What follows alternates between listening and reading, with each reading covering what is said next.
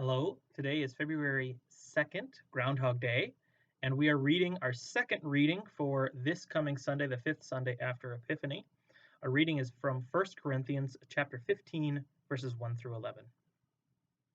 Now I would remind you, brothers and sisters, of the good news that I proclaimed to you, which you in turn received, in which also you stand, through which also you are being saved, if you hold firmly to the message that I proclaimed to you, unless you have come to believe in vain. For I handed on to you as of first importance what I in turn had received, that Christ died for our sins in accordance with the Scriptures, and that he was buried, and that he was raised on the third day in accordance with the Scriptures, and that he appeared to Cephas, then to the 12. Then he appeared to more than 500 brothers and sisters at one time, most of whom are still alive, though some have died. Then he appeared to James, then to all the apostles. Last of all, as to one untimely born, he appeared also to me. For I am the least of the apostles, unfit to be called an apostle, because I persecuted the church of God. But by the grace of God I am what I am, and his grace toward me has not been in vain. On the contrary, I worked harder than any of them, though it was not I, but the grace of God that is with me. Whether then it was I or they, so we proclaim, and so you have come to believe. The word of the Lord. Thanks be to God. We have been reading throughout this season of Epiphany, 1 Corinthians. This is one of the texts, one of the books of Paul that is, I would say, central to understanding Paul. Some books that are given or attested as written by Paul are not central. 1 Corinthians is indispensable. And it's a text that is written to a church in crisis. I think it's an indispensable text, not just because of what it says about who Paul is or what Paul's understanding of the gospel is, but because it's an understanding of the gospel that Paul is preaching, and in this letter he is preaching to a church that is in trouble. The Corinthians, as we have been exploring through these past few weeks, the Corinthians are a church that is in conflict. They have divisions between themselves, and those divisions are along lines of social class, along lines of race, along lines of gender, but also along lines of spiritual gifts. So you have the rich and the poor, and the sort of in between, you have divisions between men and women and what they should be doing, divisions between Jewish people who are ethnically and culturally Jewish, and the rest, which just sort of get lumped in together as Greek. And finally, you have those divisions between people who are gifted with these gifts of tongues and of interpretations of tongues, and people who have maybe more maybe humbler, more down-to-earth gifts like teaching and service. And so you have a church that is fighting with itself over who is more favored by the Spirit, who has more authority, and if the question is over who has more authority, it is also who has more understanding of the gospel.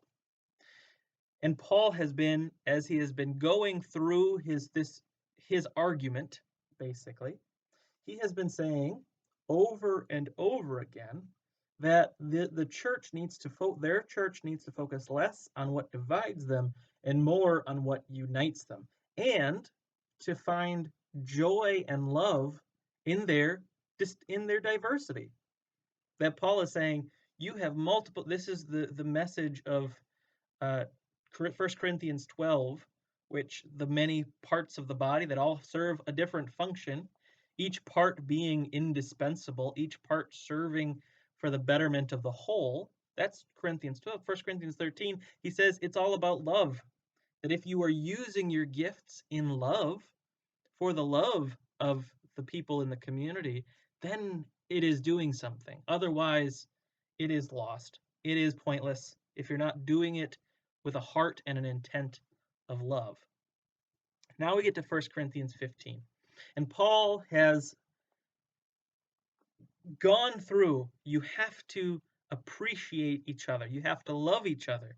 You have to lift up the gifts of everyone. And now Paul is going to sort of assert his understanding of what the gospel is. And it is 1 Corinthians 15, verse 3 and 4. For I handed on to you as of first importance. So we have all these other, this is all extra. This is, your food ministries and your sewing ministries and your witness and your online outreach, whatever. This is what is first, and this is what is important over all those extras, all those uses of our gifts. If this isn't first, then you're lost.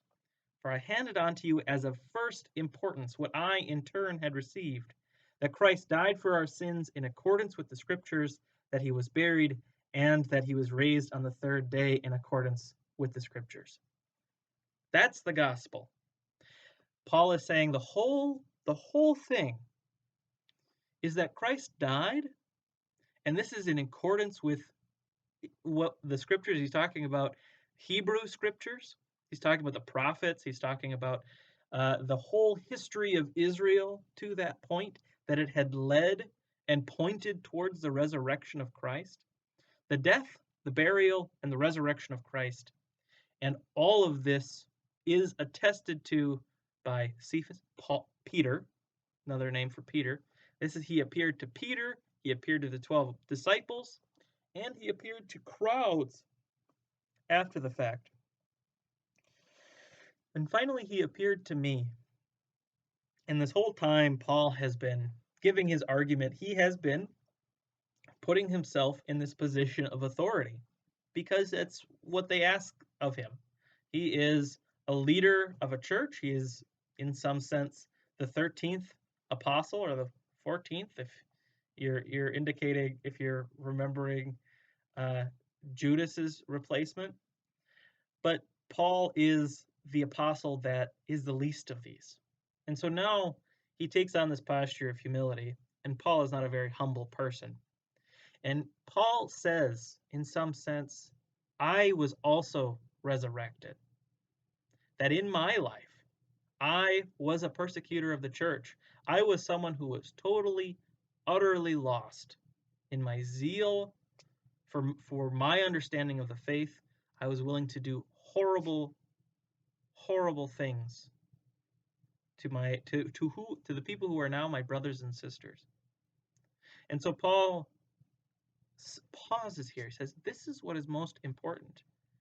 If you don't realize that everyone that is in your community is living a resurrected life, if you don't recognize that this message is more important than the distinctions between us, than the past between us, then you are missing the entirety of it.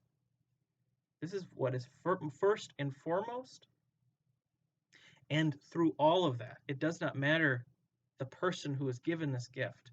The person who, our authority comes not from none of us. Doesn't come from me, Paul, doesn't come from Peter, doesn't come from the other apostles, it doesn't come from the leaders in your community.